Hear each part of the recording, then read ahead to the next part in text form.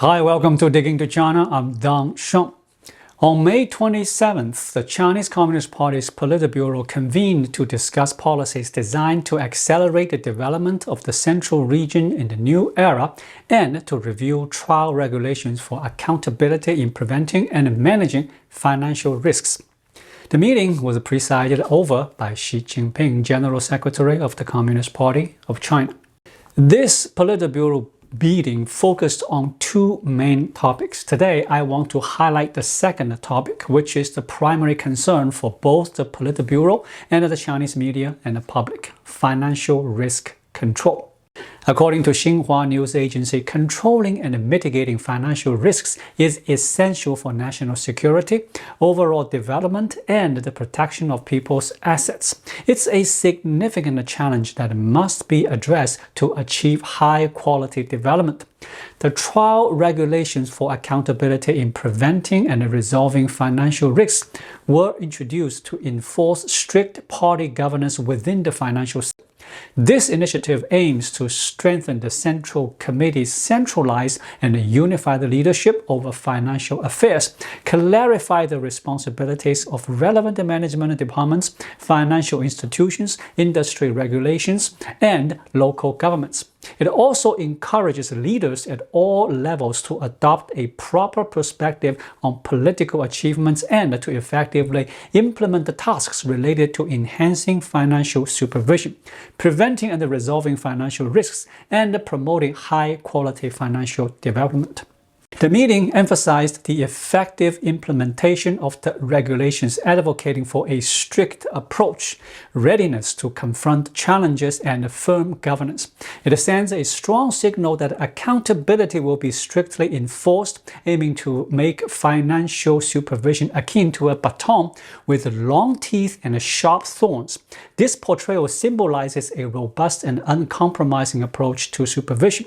The goal is to establish and maintain a strict tone, measures, and atmosphere in the financial sector for the long term. I've observed that Chinese public discourse often highlights Xi Jinping's mention of long teeth and sharp thorns. This expression carries a strong and pointed tone, indicating the significant attention paid to the issue of financial risks during this Politburo meeting. Xi Jinping's emphasis on this matter was notably forceful. Here are my takeaways.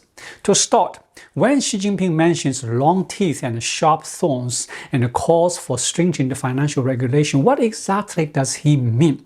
Xinhua news agency has also offered an analysis of Xi Jinping's remarks. Let's delve into the most authoritative interpretation from the official Communist Party of China. Finance is a realm rich in scientific and theoretical framework with its own set of specialized terminologies. Furthermore, financial systems far more developed than China's exist globally. Yet, scanning through the international financial landscape, we find no mention of long teeth and sharp thorns. Therefore, we must return to China's unique context to grasp precisely what Xi Jinping is addressing. Xinhua news agency's explanation is as follows. They assert that General Secretary Xi Jinping, through a vivid metaphor, reiterates China's unwavering intolerance towards unlawful and disorderly conduct in the financial realm. This underscores China's resolute commitment to bolstering financial regulation comprehensively, outlining the path for enhancing financial oversight across all fronts. Long teeth and sharp thorns signify the holistic implementation of reinforced financial regulation, leaving no gaps unchecked. This imagery underscores the strength and thoroughness of financial regulatory institutions. Financial crimes are inherently secretive and pose significant risks, compounded by their complexity and technical nature. To effectively address these challenges and uphold financial stability, it's essential to focus on key individuals responsible for major financial risks and the critical behaviors that undermine market order. This targeted approach ensures that the regulatory actions are precise and impactful, enhancing their deterrent effect and achieving comprehensive oversight across all levels. Long teeth and sharp thorns represent crucial elements in building a formidable financial powerhouse and are indispensable indispensable requisites for socio-economic progress. They offer a robust support system for achieving high-quality development. This interpretation indeed emphasizes overarching principles. However, its main focus remains on Xi Jinping's aspiration to introduce a more assertive regulatory approach to tackle financial disorder. Secondly, why has Xi Jinping, within just 6 months, publicly emphasized 3 times that the financial institutions needed to be long teeth and sharp thorns? It's highly uncommon for Xi Jinping to repeatedly stress such a technical issue in national discussions, making this a very rare occurrence. Xi Jinping first introduced the concept of financial regulation akin to a baton with long teeth and sharp thorns at the Financial Work Conference in November of last year. During this meeting, he outlined the direction for China's financial reform, albeit in a somewhat figurative sense. It was at this conference that he initially emphasized the need for financial regulation to be robust and incisive. The second instance was in January of this year, when Xi Jinping gathered the provincial governors and the party secretaries at the Central Party School for a special financial research class. This class was specifically designed to train them on financial policy. During this session, Xi Jinping reiterated the need for financial regulation to be akin to a baton with long teeth and sharp thorns. The third instance was at the Politburo meeting on May 27th. Why is he so fond of this expression? Why does he repeatedly emphasize his approach to forceful financial regulation and management with the phrase long teeth and sharp thorns? I believe there may be 3 reasons behind this. The first reason is Xi Jinping's genuine awareness of looming financial risks. Unlike other domains like economic growth or military affairs, financial matters have distinct implications. Xi Jinping recognized that any significant financial crisis would directly implicate him, posing a personal risk to his leadership. This is why he stresses the importance of financial regulation being akin to long teeth and sharp thorns. In the history of the Chinese Communist Party, Xi Jinping initiated an era of flooding the Chinese monetary system with liquidity. During his tenure, China's M2 money supply doubled from 100 trillion yuan to 304 trillion yuan. Xi Jinping was solely responsible for inflating the entire monetary system. If this system were to collapse, undoubtedly, both international and domestic public opinion would squarely target Xi Jinping personally. While he may shift the blame onto others for other matters, he cannot evade the responsibility for this issue. Thus, he is extremely wary of a financial system collapse. Besides the threat it poses to his governance security, Xi Jinping would unquestionably be held accountable for any financial collapse. Xi Jinping's recurrent emphasis on long teeth and sharp thorns stems from a deep-seated sense of insecurity. He is aware he can't evade the responsibility for financial risks, hence his incomplete initiatives elsewhere. While he enjoys introducing new slogans, he refrains from changing them daily or discussing lofty ideas regarding financial risks. Instead, he relies on the graphic imagery of long teeth and sharp thorns to issue stern directives for financial regulation and avert system collapse. This underscores his apprehensions as he bears full responsibility for the situation. The second reason for his repeated emphasis on these forceful regulation measures lies in finance being Xi Jinping's foremost concern.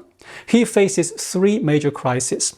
Firstly, the real estate crisis. Xi Jinping's misjudgment of the Chinese real estate market has led to a collapse exceeding expectations in both speed and scale, presenting a significant crisis. Secondly, there is the crisis of local government debt. Local debt has surged from 7 trillion yuan when Xi Jinping assumed office to 94 trillion yuan today. Despite attempts to delay debt defaults and resort to new borrowing, there has been no effective debt resolution strategy, constituting the second major crisis. The third crisis is the financial crisis, a result of both the real estate and the local debt crisis. These three crises ultimately converge into one, the financial crisis. Whether it's the real estate crisis or the local debt crisis, they are merely symptoms with their roots deeply embedded in the financial sector. Therefore, for Xi Jinping, facing these pressing challenges, the true eruption of crisis is centered around finance. This is why he consistently stresses the need for forceful stabilization and regulation, symbolized by long teeth and sharp thorns. The third reason for his repeated emphasis on forceful regulation and oversight is the current attempts to ease tensions in the real estate market and the local debt issues, which are exacerbating the financial crisis. However, when faced with two evils, Xi Jinping chooses the lesser one. On one hand, he has to inject liquidity into the real estate market and use bank funds to address unfinished property projects. This temporarily stabilizes the situation and calms social tensions, but it also worsens the financial crisis, a fact that Xi Jinping recognized. Therefore, he is somewhat apprehensive because he lacks alternative solutions. If he doesn't act to resolve the real estate crisis immediately, it will lead to tangible conflicts. However, addressing the immediate crisis may increase long-term risks. In this context, his repeated emphasis on preventing a financial collapse serves to alleviate his own mental stress and anxiety. Examining the analysis of these three reasons may help us grasp why Xi Jinping has emphasized this forceful slogan 3 times within a span of 6 months. In the third perspective I shared, Xi Jinping's reliance on finance as the ultimate safeguard reflects a degree of audacity reminiscent of the Red Guards. However, many crises may erupt before reaching the financial sector. For instance, the real estate crisis not only poses a risk of triggering a financial meltdown, but has already begun impacting China's economic growth and various related industries, significantly curbing consumer spending. Therefore, Xi Jinping's strategy of using financial measures to address issues like the real estate crisis and the local government debt may not offer complete protection.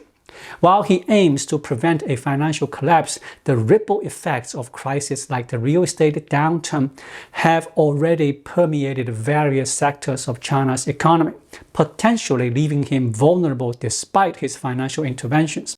In reality, Xi Jinping's outlook reflects a simplistic and overconfident perspective, driven by wishful thinking. The truth is far more nuanced. The real estate crisis and the local government debt can indeed give rise to various non-financial issues. For instance, the real estate downturn can lead to reduced property investment and a decline in local government revenue from land sales. Consequently, local governments may face significant challenges in sustaining themselves, extending beyond the financial concerns. However, Xi Jinping appears to believe, whether influenced by advisors or his own assumptions, that securing the financial sector will resolve all other issues with the power of money. Yet, in practice, money cannot remedy every problem. The fourth viewpoint is that certain Chinese internet users have observed a pattern of violent language from Xi Jinping and his close allies. Xi Jinping frequently uses phrases like long teeth and sharp thorns, while Cai Qi has been known to speak of seeing red with a knife. During the expulsion of the low-end population in Beijing, official documents from the Beijing Municipal Committee employed similar violent rhetoric. Xi Jinping also commonly refers to sword handles, likening law enforcement agencies to such. The question arises, why do these individuals consistently employ such bloody language? If we analyze the background and the reasons, it's actually quite straightforward. This habit of using violent language is largely a result of the education influenced by Mao Zedong era, which was even more violent and bloody. People like Xi Jinping and Cai Qi inadvertently exhibited traits reminiscent of that time. During the Cultural Revolution, the Red Guards were known for their violent tendencies, and individuals like Xi Jinping and Cai Qi grew up in that environment, where violence and bloodshed were commonplace. So, While we may find their crude and violent language unsettling today, it's important to consider their formative experience and the ideological influence of the Red Guards. Viewing it from this perspective, their use of such language isn't so surprising. The fifth perspective highlights an interesting observation. While Xi Jinping hasn't delivered multiple speeches specifically addressing issues like the real estate market or local government debt as he has with finance, it underscores two important points. Firstly, it suggests that the complexities and the potential risks within the financial sectors are greater than commonly perceived. Secondly, it hints at Xi Jinping's own sense of pressure and anxiety. Long teeth and sharp thorns isn't merely a matter of work style or management philosophy. It reflects an underlying attitude. Xi Jinping's repeated emphasis on this phrase from a psychological standpoint suggests a state of unease. He seems to be panicking in the face of the current financial crisis and is at a loss for effective solutions, resulting instead to repeatedly using such crude and violent slogans. Hence, it's evident that China's financial crisis is much more severe than perceived by the outside world, and Xi Jinping is deeply apprehensive about it. Thank you for watching. Please like, leave a comment, and subscribe to my channel. Just click the subscribe button right here. I'll see you again shortly. Until then, be well.